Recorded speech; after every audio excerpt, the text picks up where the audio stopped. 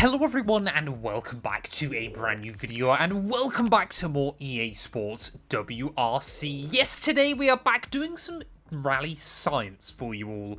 Now, of course, the big question for a lot of people is going to be, when I sign up with the Rally1 cars either in career mode or in a club or a league or something like that, people are understandably gonna want to know what is the fastest rally car in the game. Now, obviously, of the 2023 cars, it was fairly easy. It was the Toyota, was the fastest one. It was the most stable, although they all weighed exactly the same and they had about the same amount of power.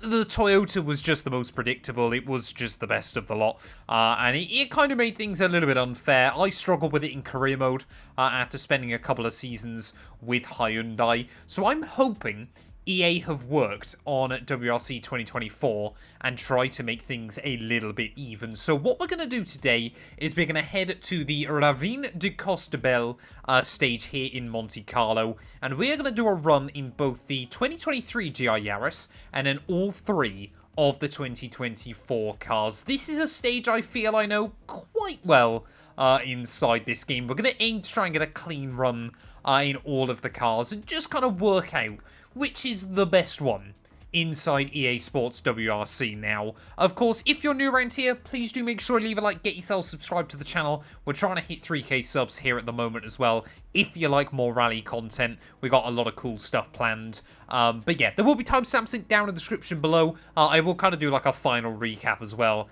at the end of this video. But the GR Yaris Rally 1 car from 2023 up first. I'm intrigued to see whether this thing is even quicker than the 2024 variants. Well, I'm going to use baseline setup with all of these cars inside the game, and I'm going to allow myself, you know, if I make an error, then I will just restart the run as well then. But yeah, this first one though, like I said, this 2023 Toyota was easily the quickest of the old Rally 1 cars. Like I said, you didn't really kind of feel it until you drove the others. You know, if you drove them sort of one then the other after a while, then you didn't really notice it. When you drove them back to back, you just kind of realised how ridiculously OP this car was. It just seemed to pick up speed better.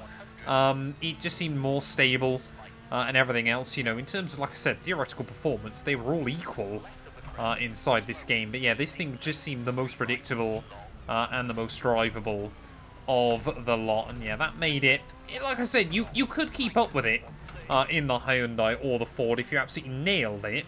But it was far easier to nail stages in this car than either of those as well. And that's where things just became a little bit awkward. Because like I said, you know, I ran a couple of seasons with Hyundai in our career mode, and it basically just worked out that, yeah, the Toyota was a much faster car. And in my first season in the Toyota, yeah, we were fighting for the World Championship as well, which was admittedly quite good fun before I ended up kind of getting, well, I didn't really get bored of career mode. It was more that F1 24 came out, and I got very, very busy with that game. Fun fact, I actually recorded a couple of extra videos that have never made it to air. I crashed in both of them. Hence why, yeah, that series kind of ended up getting a little bit binned off as well there. But yeah, like I said, you know, this video we are going to try and have a look at kind of the data behind it and everything, but more of it is going to be based on feel still of these cars, because of course you're never going to get identical runs across three different cars, and you know, it might well be that one of them suits tarmac a little bit more or something like that. Obviously, with more playtesting over coming days and weeks, then we should get a better idea as to how things look at well. But hopefully this, you know, if you just want to start a career mode now with these new 2024 cars, maybe that will give you a decent idea as to, you know, kind of what you're looking for. You know, and you know, for a lot of people it is just they want to pick the car that is the most competitive. Other people, obviously, on the other hand, like the challenge of having the weakest car of the bunches. I remember how lethal this corner is inside this game. Really, really difficult to try and get that one nailed. I'm also going to be interested to see just how far off the world record I am on this stage, because like I said, I feel like I know it pretty well. But yeah, I'm probably going to be a long, long way off of fastest times in the world. So we've made our way through most of the narrow section. Now we basically just got a switchback run to the end of this one. I believe fastest time is just over 4 minutes on this stage. I'm probably going to get nowhere near that.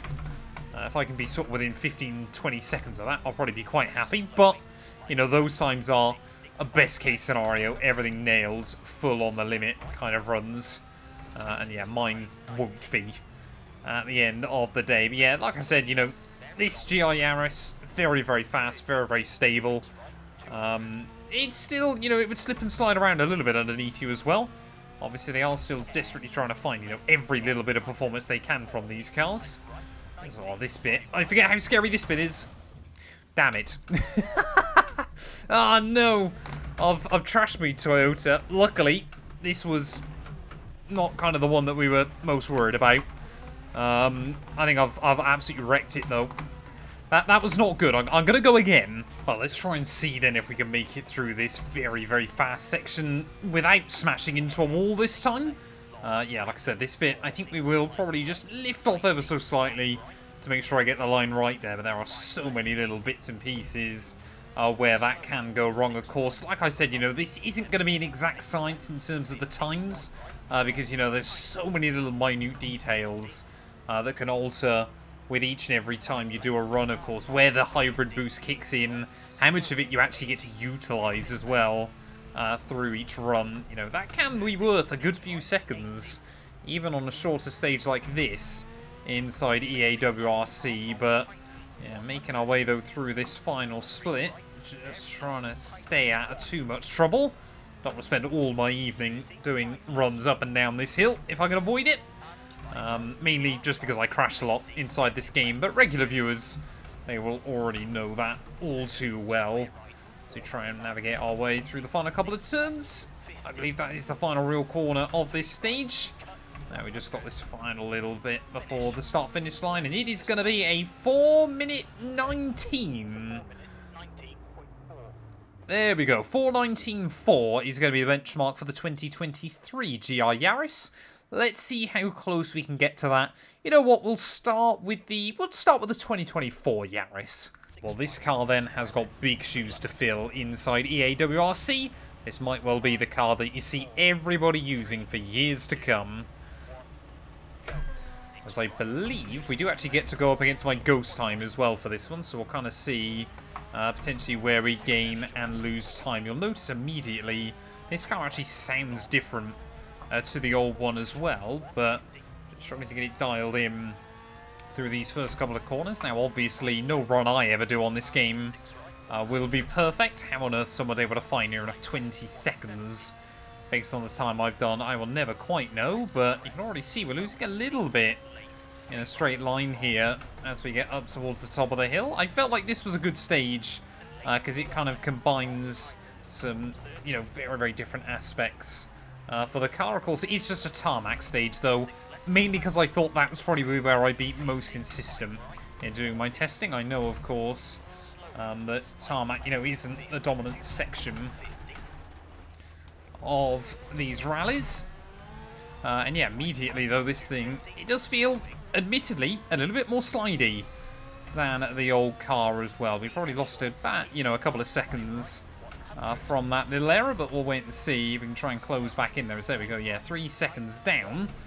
Like I said, though, we're not going to focus solely on the time. We are going to focus on kind of everything else as to how the car handles. And yeah, we'll see.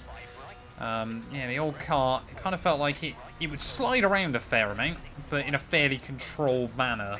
This thing feels, honestly, like it is on more rails than the old car.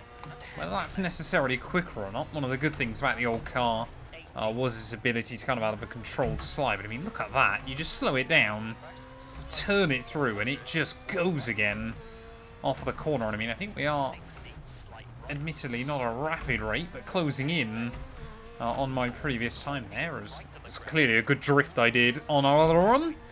And maybe we can try and, maybe now we're, you know, kind of the chaser towards the end of this stage as well.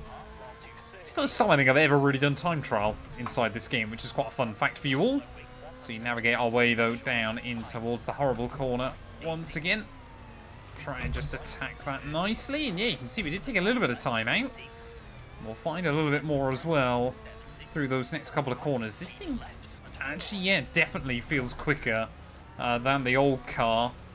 Just a little bit kind of more refined, a bit more stable, you know, that incremental improvement that you would hope, you know, if you were actually building a real-life rally car, kind of the progress you would perhaps make with it, you know, each and every year, of just making it a bit more drivable, allowing your drivers to build up more confidence. And, well, that's even more important in a rally car than, you know, like a Formula 1 car or a track car or something like that. Because, you know, having confidence is absolutely critical to being able to try and maximize what you can get out of it. So we make our way, though, almost into this third and final split. It's still not afraid to kick out the back end as well. When you upset it, when you just tip it over its limit, it will try and spit you out if it feels like it. As will we get through there? Yeah, pretty much flat out that time round.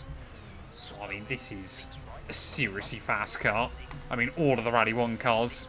My brain does genuinely struggle to keep up with them all, as we were really chucking it into that braking zone there. It would be nice, though, if we could beat our time. Just obviously so we've got the new car to chase as well towards the end of this. As we navigate our way in towards the final few hairpins there. We have completely caught up that 3-second deficit.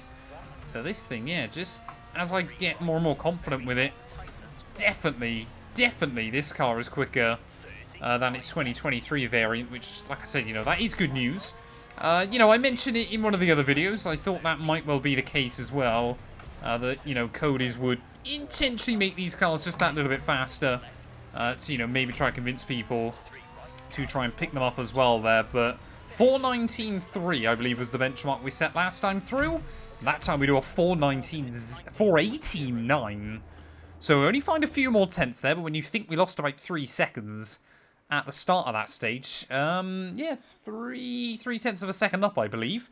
Apparently I've already set, oh, there we go, my theoretical best would be a 4:15.8 after that one, but the new GR Yaris, quicker than the old one, feels a little bit better as well, maybe has a slight more reluctancy to try and get the nose in at the first moment, but yeah, get it tucked in nice and tidy, and this thing is a rocket ship. Well, here we are then in the the Hyundai i20 even, I should say.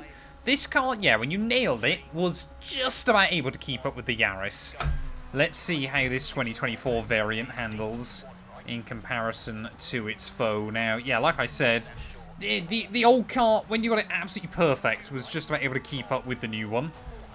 With the Toyota even for 2023. So I'm hoping this year, this thing's going to be able to put up a little bit more of a fair fight against those mighty Toyotas as well. And obviously, we've seen that thing, you know, we probably could have been around the 4:15 mark in the Toyota. You know, we are building up more and more confidence remembering this stage as well, though. So wait and see as to how we get on with this thing. It sounds really nice as well. You can hear all of that as we came off the throttle there. And yeah, like I said, obviously there were a couple of little mistakes as well on that previous run. Now, immediately, I'm just feeling like this thing doesn't have as much aero as the Toyota through the high speed. It's not giving me as much confidence through those corners there. Obviously, we will gain a little bit of time through this first split again, but it's just not quite giving me all the information that it felt like the Toyota was, although that is, yeah, a very, very good first sector split. Yeah, like I said, on tarmac, actually, the Hyundai was there or thereabouts. But it really did feel like, yeah, especially on the loose surface stuff, the old Toyota, it just felt like it had more kind of willingness to almost go and try and find grip for itself underneath you. And the way the Hyundai would kind of just sometimes feel like it bobbled across a surface, which was a little bit of a shame. Now, this one so far, like I said, obviously this is a tarmac stage, so if it's struggling to find grip here, then we've got really big issues with it. It's definitely feeling more willing, but still, that Toyota, again, just feels like it's on rails in comparison. Now, like I said, this was kind of the middle child of the old Rally1 cars. It was, you know, much, much quicker than the Ford Puma, it felt like. But, yeah, just not quite enough to compete with the Toyota. So it never really kind of got praise or sympathy, it felt like, inside this game. But this new one, I tell you what, with the splits we're doing so far, might not feel as quick, but it seems to be performing as such, as nice and stable up over those jumps as well. It feels Very, very good. Oh, over the jumps. Let's just try to avoid that little signpost there. That one has caught me out on numerous occasions as well. We'll keep seeing if we can just build up this gap through the final few sectors of this stage. Of course, now we haven't got a time to chase or anything like that. But I tell you what, it's feeling pretty good. You know, I'm not going to say it's as quick as Toyota necessarily, but it feels like it is certainly closer. It feels like that gap has been cut down. And like I said, I think that was what EA WRC needed to do. If it made all three cars handle the same as me, look at that. Oh, no! Just chucking it in there. Luckily, we're able to get out of it. But yeah, we've thrown away pretty much all the time we found by being brave elsewhere. How will it go through this little section? Try to avoid everything. Yeah, definitely notice. I have to lift that a little bit more than we did in Toyota and yeah, get it out of shape. It needs a little bit more. Try and get it back in line as well. Doesn't feel like you can go as late on the brakes in it either. Maybe that's just a bit of placebo. It just feels... It honestly just feels like the Toyota's got a bit more aerodynamics. And that can help you out in every single regard there. I tried to brake at the same point I did in that Toyota. And again, you just can't quite find it. And make a little bit of a wobble as you try and recover it as well. It feels safe and sensible in its comfort zone. But you overstep that mark and immediately it just kind of goes, I can't do this. Just drive me at 90% rather than 110. And that's okay in a rally car most of the time, but if you've made, if you've made an error on a stage and you're trying to claw back time, that is going to become very, very frustrating, just like the old car, which I know I made that mistake in many times before. We are going to improve again, though. That's an 18.5, so another half a second up. But yeah, I would say the Yaris does still feel a bit quicker. The gap is cut down, but it definitely feels a bit quicker. The big question, though, what is the Puma going to be like? Well, last up then is the Ford Rally Puma. I never really drove the old one, because yeah, it just simply was not competitive inside this game. But hopefully the new one is going to be able to put up a fair fight as well. Obviously, in real life 2024, they have their lineup of less experienced Gregoire Munster and Adrian Formeau, and, well, the second of those able to do a really good job, actually, throughout a lot of the campaign. Now, why was this car so bad in its 2023 variant? Well, ultimately, it felt like it kind of combined the weaknesses of both the Hyundai and the Toyota, with not really either of the positives. It kind of felt a little bit all over the place. It never really felt like it wanted to find traction. And you couldn't really drive it over its limit either. So yeah, it just never... So I kind of got a bit lucky that I never touched it in the first place in Rally 1. And then, kind of did a little bit of testing with it behind the scenes and things. And kind of reading from what other people were saying as well.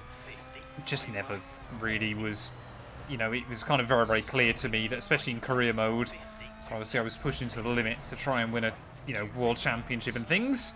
It was never going to be the car of choice, and you can just see, even when the Hyundai is making a couple of little errors here and there, you're still just having to go on the brakes slightly earlier in this car than either of those. I mean, admittedly, if we get the run nailed, though, on this one, then we might just be able to still set a PB, which would be quite funny in the end, if my lap times are the complete opposite of what I was expecting from the cars as well. But, I mean, yeah, this was the one that needed a big improvement.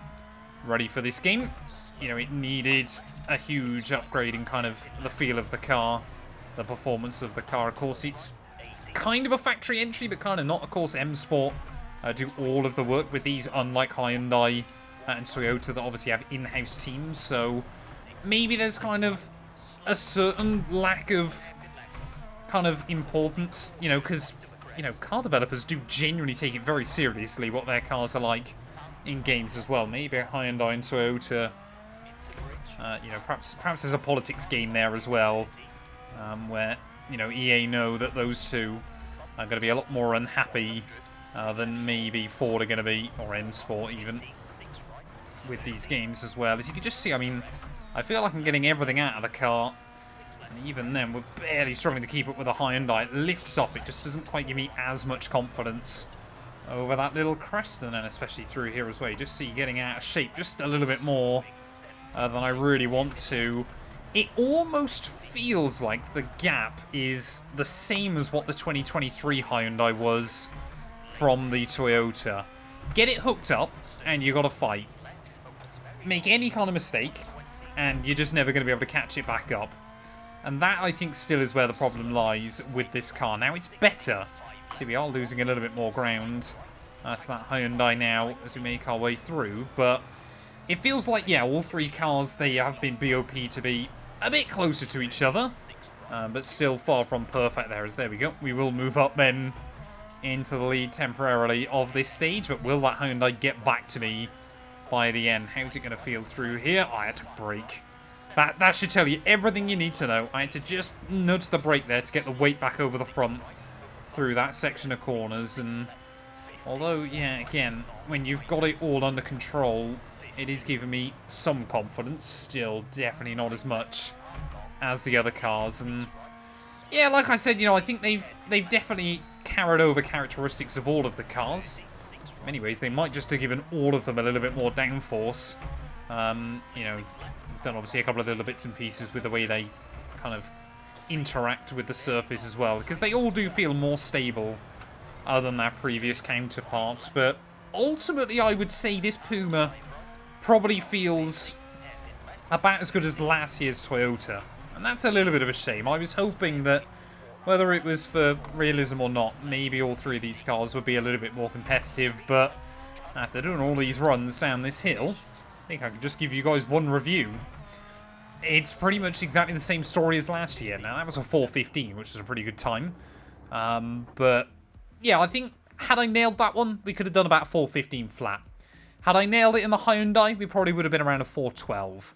Had I nailed it in the Toyota, probably about a 4:10. The Puma is definitely still the weakest of all three of the cars, which, yeah, is a bit of a shame when all is said and done. So, yeah, my ranking would go Toyota, Hyundai a little way away, Ford a little bit further from the Hyundai than the Hyundai is from the Toyota.